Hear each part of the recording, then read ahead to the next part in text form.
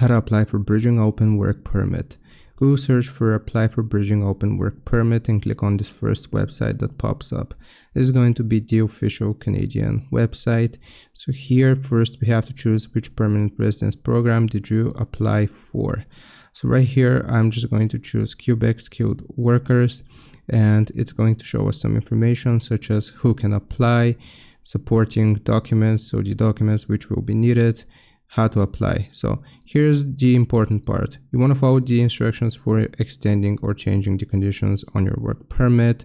Here you will just click on the option to apply online. You can also apply on paper, but if you can do it online, that's going to be more convenient. And right here, if we scroll down a little bit, you will see the information how to extend or change the conditions of your work permit.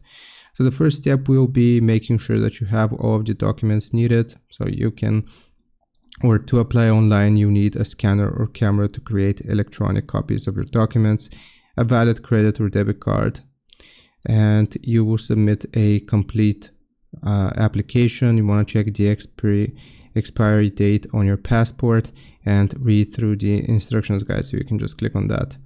You will then prepare your answers for the online tool.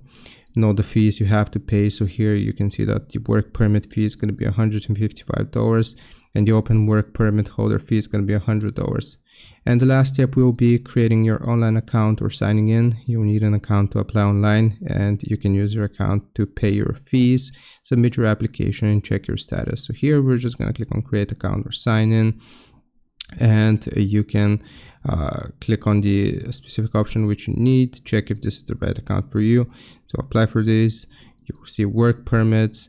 All right, so right here what we're going to do is just go through the application process. You can see register for an account, and after you create an account here, then you can apply for your permit.